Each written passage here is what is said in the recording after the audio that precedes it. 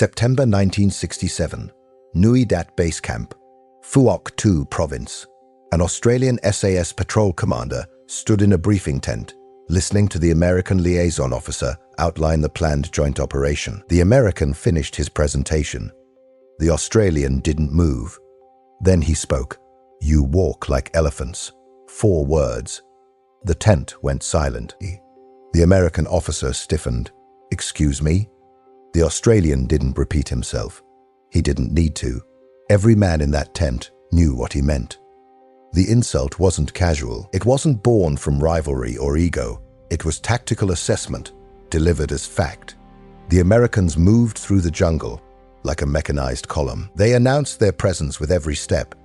They carried enough ammunition to fight a war and made enough noise to start one. And that noise, that beautiful American confidence in firepower and air support, was getting men killed. The Australians had been watching. They'd been listening. More importantly, they'd been counting. US infantry patrols in the province were making contact with the enemy at rates the SAS considered catastrophic. Not because the Americans couldn't fight. They could. They were brave. They were committed.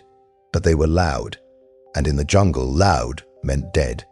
This isn't a story about who was better. This is a story about 2 completely different philosophies of warfare colliding in the same jungle. The Americans brought overwhelming force. The Australians brought silence. The Americans owned the day. The Australians owned the night. The Americans killed the enemy they could find. The Australians never let the enemy find them. And when those 2 approaches met in the fetid green hell of Phuoc Tuy Province, the contrast was so stark that it would force the Pentagon to rewrite patrol doctrine for a generation. But first, you need to understand what walking like an elephant actually meant. Vietnam, 1967. The jungle wasn't just terrain, it was a living tactical equation that reset itself every 12 hours. During the day, visibility extended maybe 20 meters before the canopy choked everything into green twilight. At night, you could be 3 feet from another human and not see them. The floor was a minefield of noise. Every leaf, every twig, every vine that caught your webbing, every step was a broadcast. The North Vietnamese Army and Viet Cong operated in this environment like they'd been born in it. Many had. They knew every trail, every water source, every ambush position. They moved through the bush the way a shark moves through water. No wasted motion. No unnecessary sound. They could hear a patrol coming from 300 meters, and American patrols were giving them plenty to hear. Standard US infantry doctrine in 1967 was built on a framework that made perfect sense everywhere except Vietnam. Overwhelming firepower, rapid reinforcement, air support on demand. The theory was solid. Make contact with the enemy, fix them in place, call in artillery and airstrikes, destroy them with superior firepower. It worked in World War II. It worked in Korea. In Vietnam, it meant carrying the weight to fight that kind of war. An American infantryman in the field carried between 60 and 80 pounds, M16 rifle, 20 magazines, 4 fragmentation grenades, 2 smoke grenades, claymore mine, machete, 3 to 4 canteens, poncho liner, sea rations for 3 days, extra radio batteries if you were near the RTO, ammo for the M60 if you were infantry, more if your platoon was short-handed. That weight had consequences. It changed how you moved. It changed how fast you could move. It changed how quietly you could move. Metal clicked against metal. Equipment rustled. Canteens sloshed. Machetes scraped against trees. Boots hit the ground with the authority of men who'd been taught to march in formation. And the jungle broadcast all of it. US patrols moved in columns of 20 to 40 men. They moved during the day. They cut trails when the jungle was too thick. They took breaks on the hour. They established night defensive positions with perimeter guards and interlocking fields of fire. They cooked hot meals when possible. They smoked when they could. They talked in low voices after dark, because low voices didn't carry as far as normal voices. Except in the jungle they did. The North Vietnamese could track an American patrol by sound alone. They didn't need to see them. They could hear them crossing streams, hear them cutting through wait-a-minute vines, hear them settling into their night positions, hear them changing guard shifts. And once they had the patrol's location, they had options: ambush, evade, call for reinforcements, set booby traps on their return route. The Americans knew this. They weren't stupid.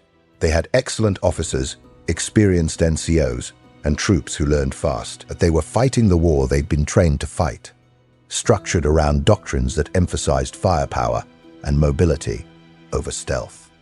The Australians were fighting a different war entirely. When the Australian SAS arrived in Phuoc Tuy Province in 1966, they brought a tactical philosophy so fundamentally different from American doctrine that it looked like a different military. It wasn't just different tactics. It was different assumptions about what a patrol was supposed to accomplish.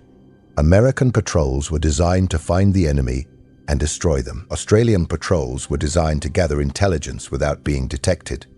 The Americans wanted contact. The Australians wanted to see without being seen. The Americans measured success in body count. The Australians measured success in patrols completed without the enemy knowing they'd been there. This philosophy started with selection. You couldn't volunteer for the Australian SAS. You had to be invited. The invitation came after your unit commanders identified you as someone exceptional. Then came the selection course. 3 weeks in the bush, sleep deprivation, navigation under stress, psychological evaluation, physical exhaustion beyond anything infantry training demanded. Pass rates ran between 15 and 30% depending on the cycle. The men who passed came from every corner of Australia. Sheep stations in Queensland, cattle ranches in the Northern Territory, fishing towns in Tasmania, suburbs in Melbourne and Sydney. Some had Aboriginal trackers in their family background. Some were city boys who learned fieldcraft in the army. What united them was an ability to function at the edge of human endurance while making decisions that kept them alive. And they were small teams. 4 men. That was the standard patrol size, sometimes 5. Almost never more than 6. 4 men could move through jungle that would alert every enemy within a kilometer if 40 men tried to pass. 4 men could hide where 40 men would be spotted. 4 men could survive on what they carried for 2 weeks without resupply. But 4 men also meant zero margin for error. If you made contact with the enemy, you were outnumbered. If someone got hit, you couldn't establish a defensive perimeter. If you got compromised, your only option was to run or call in extraction. 4 men worked because the entire system was built around not making contact in the first place. The weight difference was the first tell. An Australian SAS operator in the field carried between 30 and 40 pounds. Stripped down, minimalist, functional. L1, A1 SLR rifle, 7 magazines, 2 grenades, water, rations for a week that were mostly rice with meat supplement, lightweight hammock, mozzie net, no poncho because ponchos rustled, no extra gear because extra gear made noise, no comfort items because comfort got you killed. They moved at night, not sometimes, not when necessary, as standard practice. Darkness was their operational environment. They could navigate in jungles so thick you couldn't see your hands 6 inches from your face. They could move through that darkness, making less sound than the wind in the canopy. Their training was obsessive. Endless repetition of immediate action drills until they became autonomic. Contact front, contact rear, contact left, contact right, ambush drills, counter-ambush drills, break contact drills. Every man knew his role. Every man knew the other's roles. They could execute a contact drill in total darkness without speaking because they'd done it 500 times in training. But the real difference was in how they moved. American patrols walked. The Australians glided. That's the only way to describe it. They didn't march. They flowed through the jungle like water finding channels. Every step was deliberate. Every foot placement was silent. They moved heel-toe when the ground was soft, toe-heel when it was hard, always rolling their weight to test the surface before committing. Speed wasn't the objective.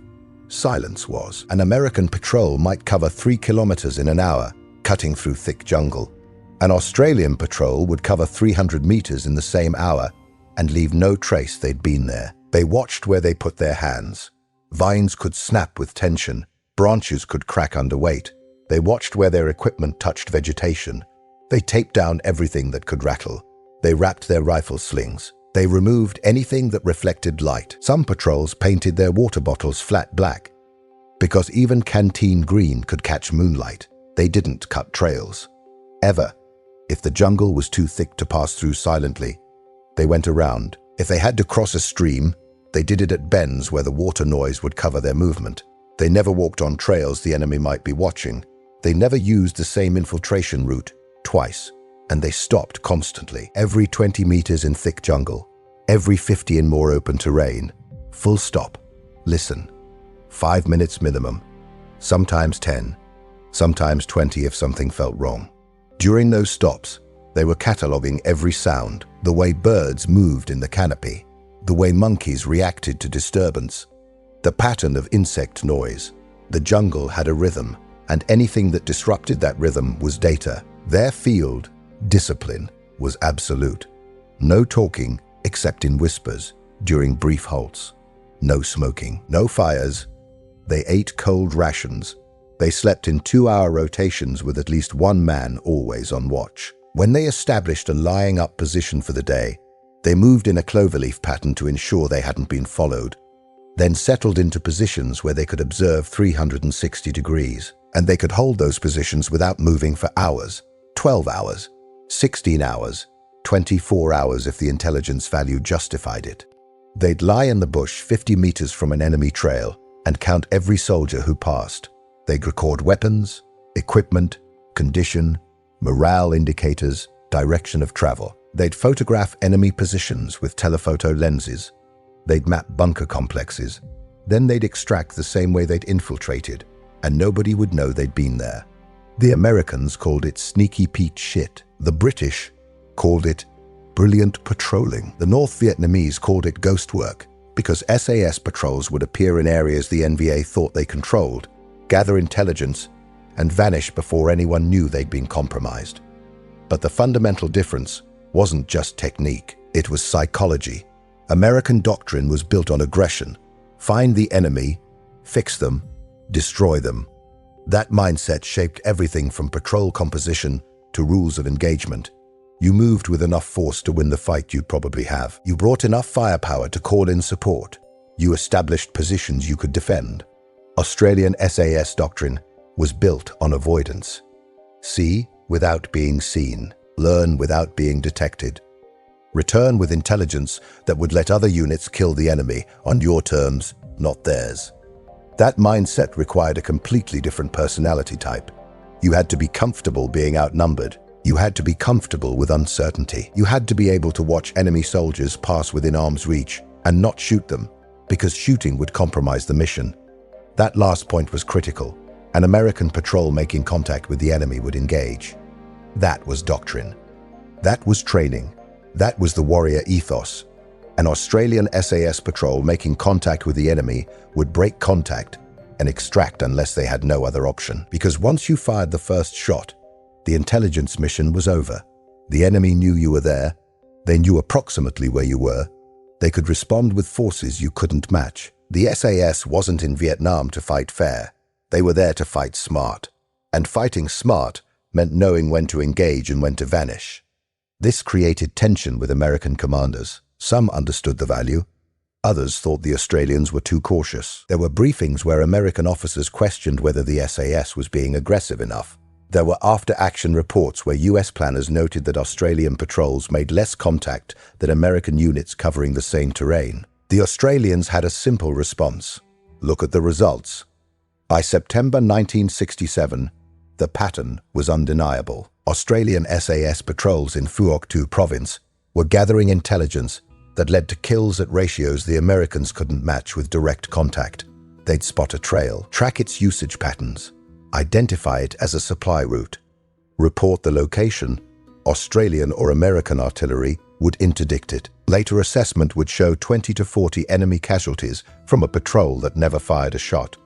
They'd observe an enemy base camp, count personnel, map the defensive positions, note the routine, extract without detection. Australian infantry would hit it 3 days later and find exactly what the SAS said would be there. They'd identify enemy movement patterns through areas the enemy thought were secure. That intelligence would feed into operational planning. that interdicted entire companies before they could reach their objectives. The kill ratio mathematics was stunning.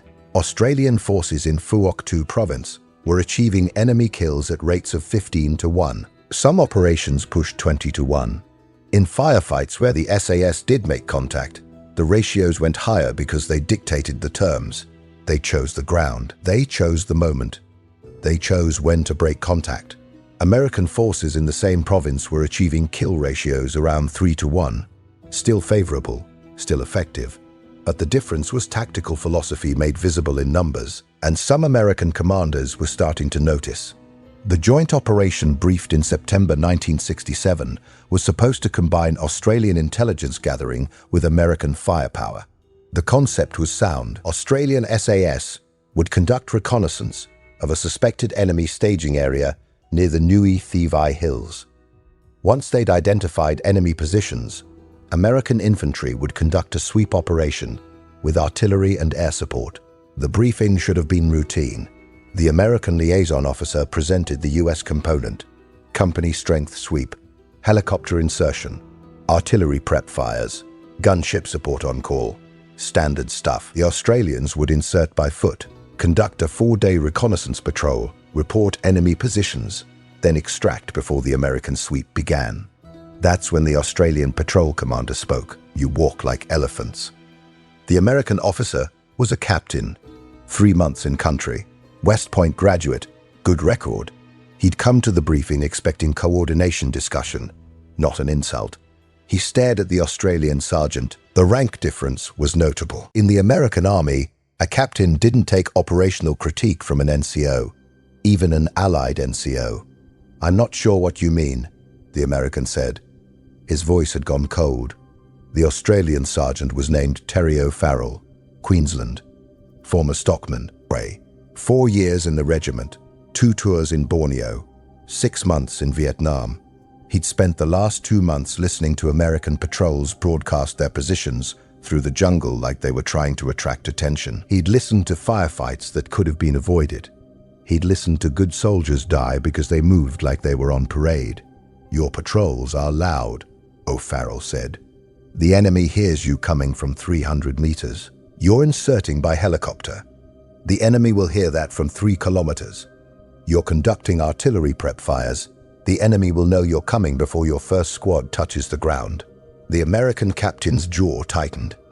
"We've conducted 17 operations in this AO. We've achieved favorable kill ratios in every contact.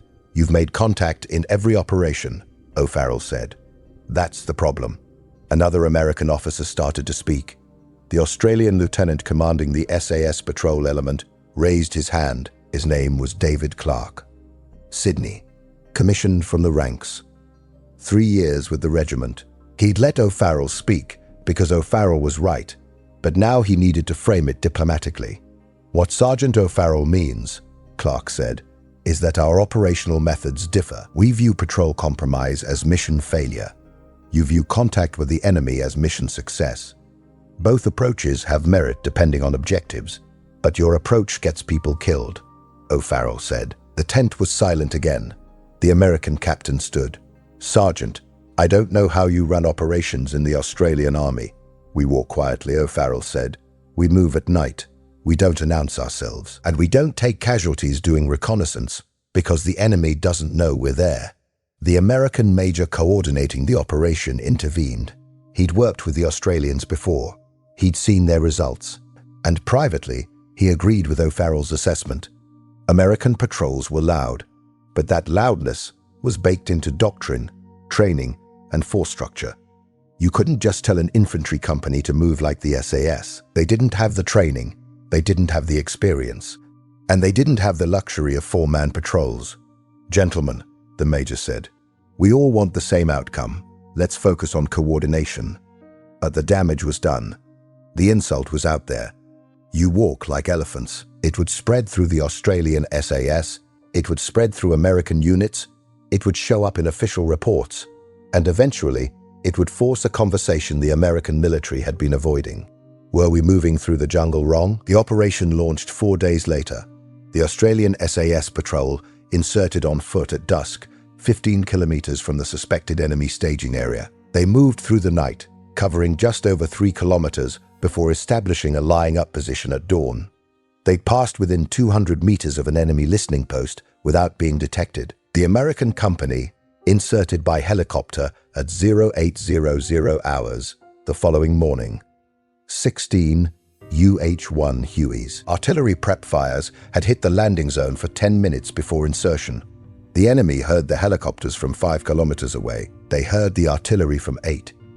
By the time the American infantry was on the ground, every NEA unit in the area knew approximately where they were and what they were doing. The Americans swept north toward the suspected staging area.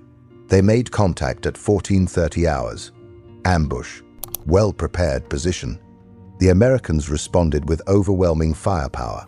Artillery, gunships, airstrikes. They killed 14 enemy.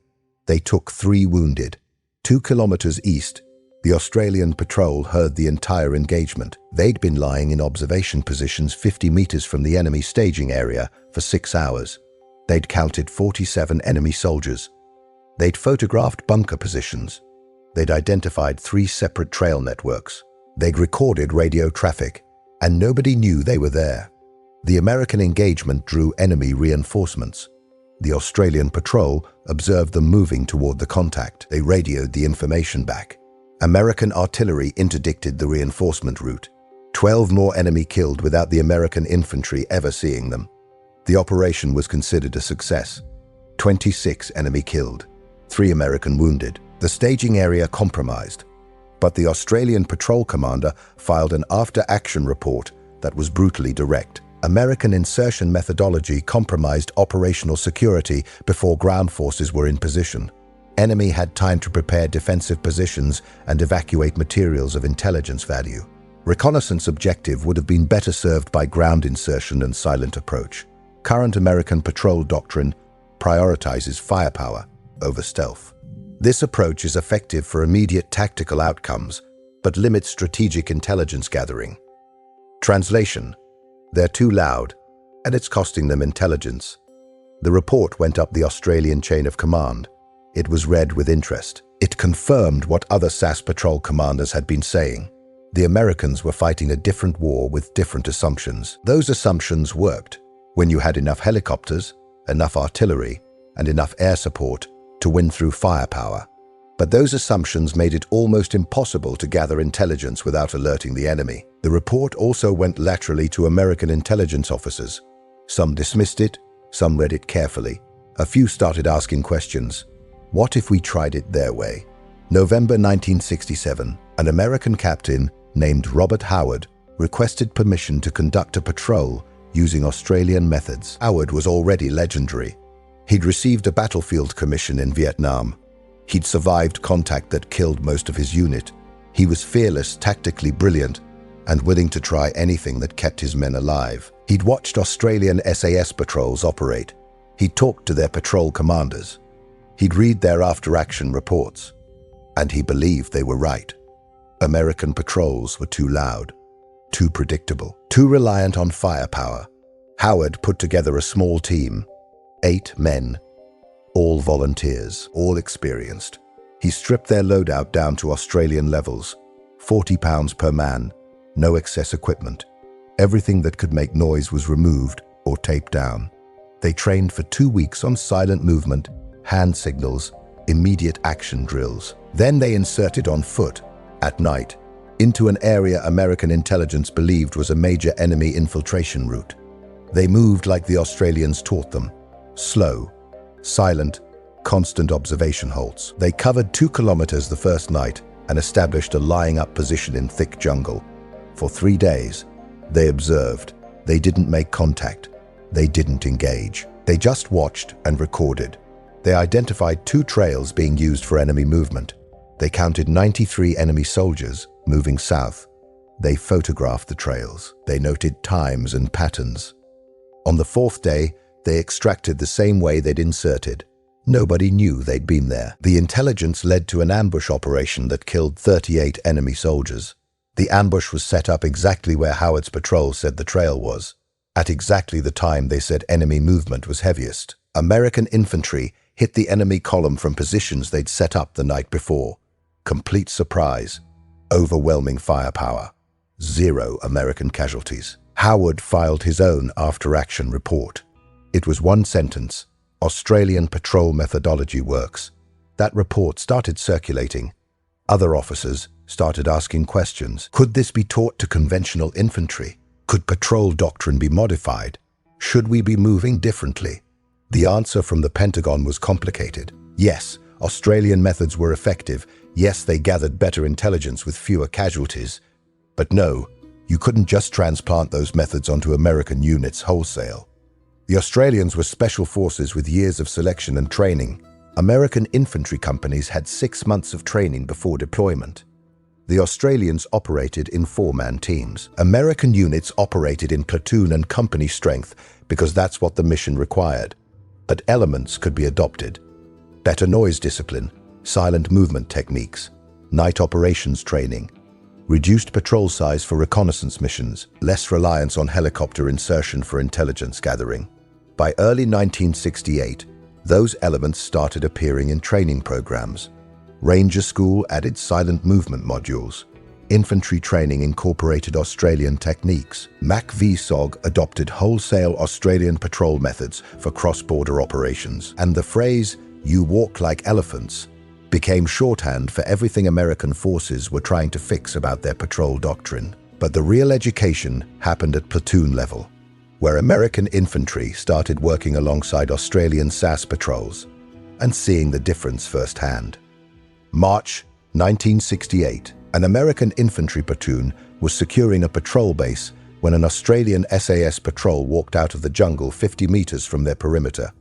The Americans hadn't heard them, hadn't seen them. The 4 Australians had passed through what the Americans thought was a secure perimeter without triggering a single alert.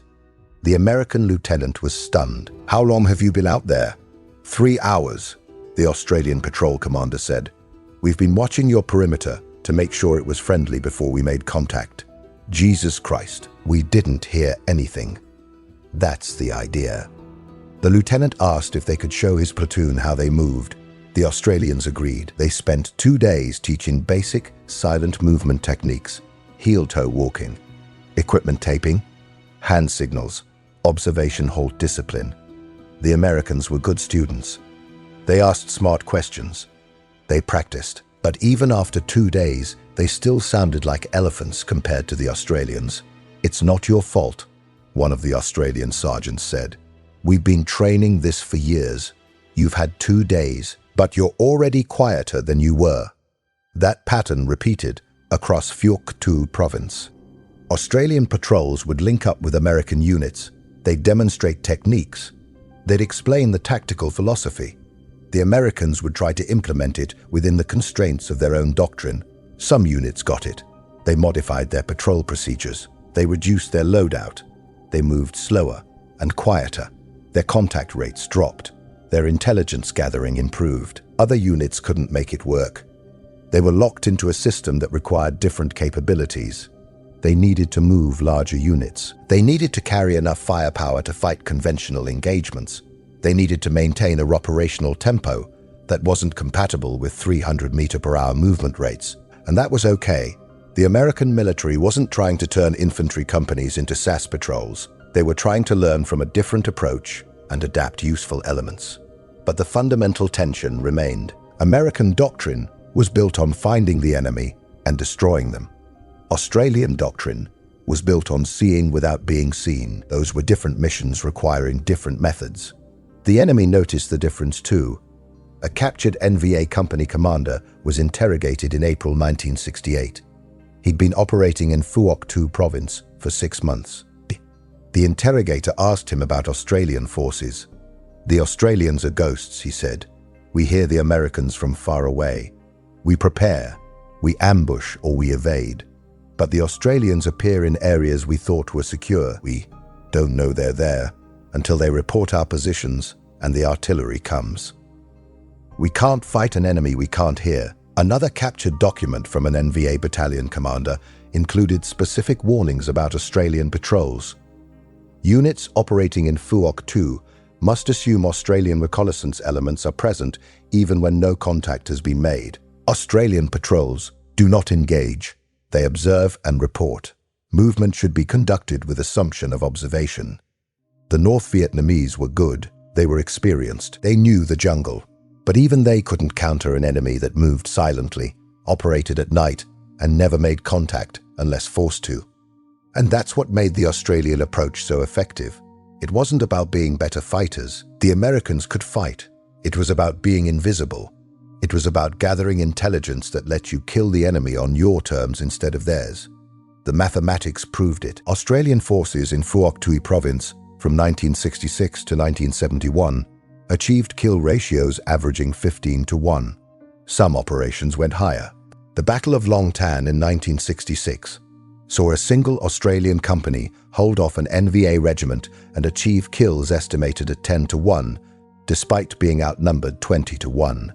But the quiet operations never made headlines. The patrols that spent 2 weeks in the jungle and came back with intelligence that led to enemy casualties weren't dramatic. They didn't generate news coverage, they just worked. By 1969, American Special Forces were training explicitly on Australian patrol methods. MAC-VSOG reconnaissance teams were moving like the SAS had taught them. They were achieving similar results: silent insertion, extended observation, intelligence-driven operations. But conventional infantry was still walking like elephants, because that's what conventional infantry does. You can't move a company silently. You can't insert 200 men without being detected, and you shouldn't try. American infantry had a different job. They were the hammer. The Australians were the eyes. The tragedy was that it took 3 years and thousands of casualties before American commanders fully understood the value of having both. Terry O'Farrell, the sergeant who delivered the elephant insult, kept patrolling. He completed 2 tours in Vietnam, 14 patrols in total. His teams never took casualties. They made contact twice, both times breaking contact successfully and extracting without being pursued. After Vietnam, he became an instructor at the SAS training center. He taught silent movement to new selections.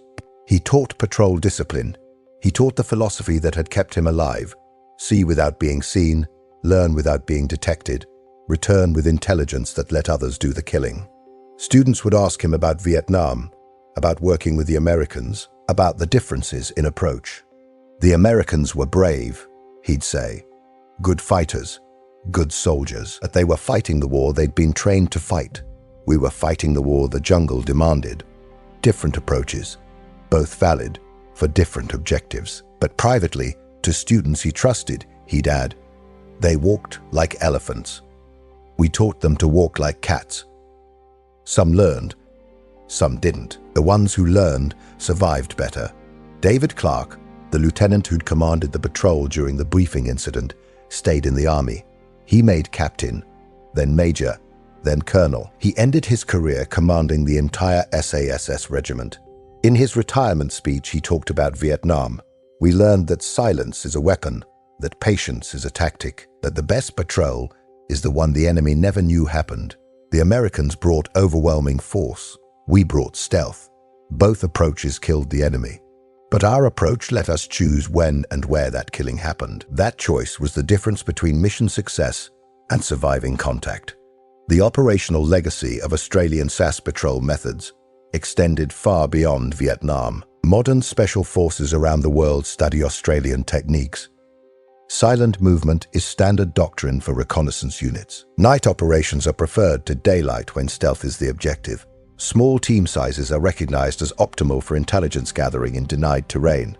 But the philosophical legacy is deeper. The Australians proved that you didn't need to be the biggest force, the best funded force, or the most technologically advanced force to be the most effective force. You needed to understand the operational environment better than the enemy. You needed to move through it better than the enemy. You needed to make them fight on your terms. American forces learned that lesson. It took time. It took casualties. It took officers willing to question doctrine and NCOs willing to try different methods. But they learned. By the end of the Vietnam War, American Special Forces were operating more like the Australian SAS than like conventional infantry. They moved silently. They operated in small teams. They gathered intelligence through observation rather than engagement.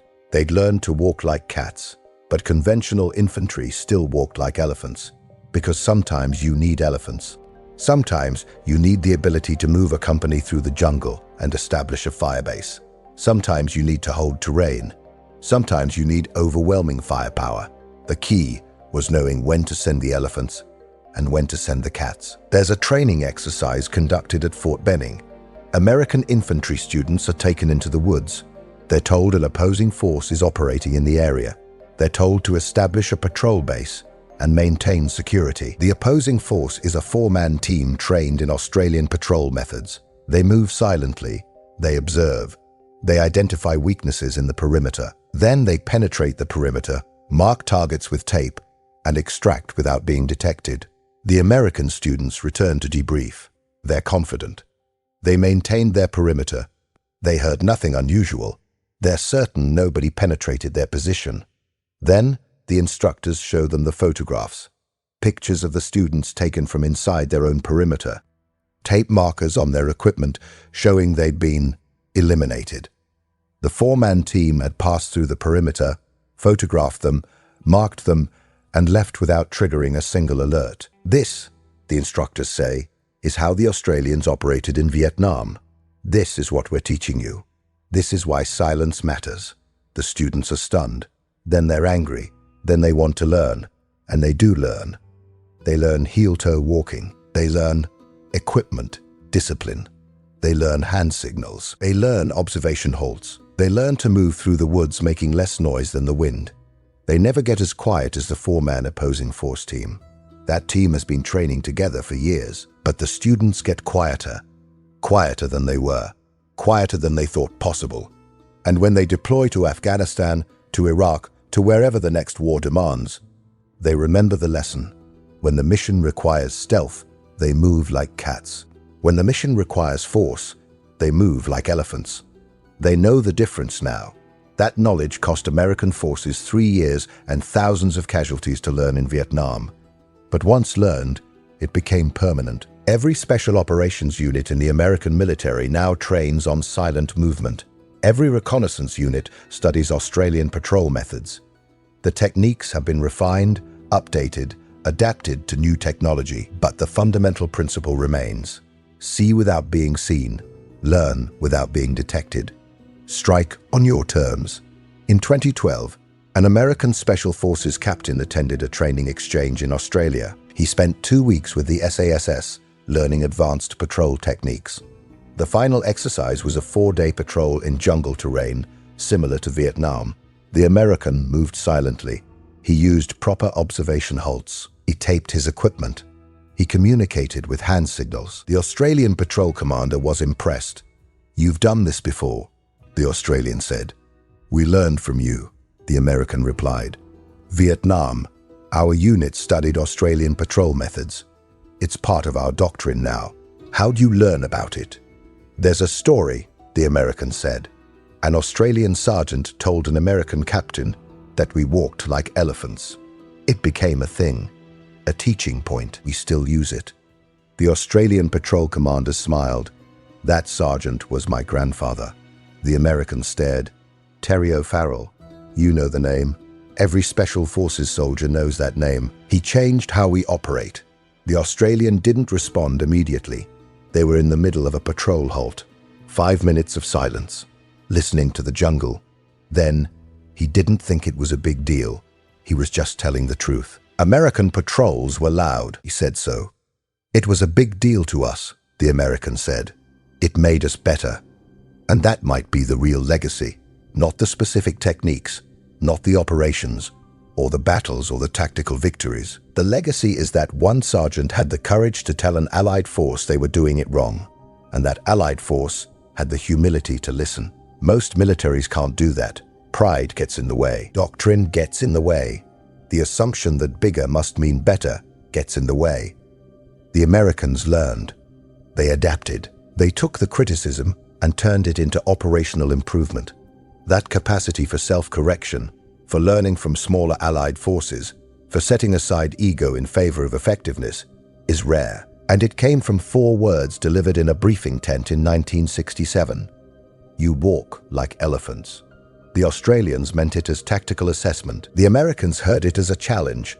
And in the jungle of Phuoc Tuy Province, both nations learned that sometimes the quietest voice carries the furthest. The patrol continued, Australian and American, moving through the jungle together, both silent now, both learning from each other, both understanding that there's more than one way to hunt. And somewhere in that jungle, if you listened carefully, you might hear the ghosts of those first patrols. The Australians, who moved like shadows,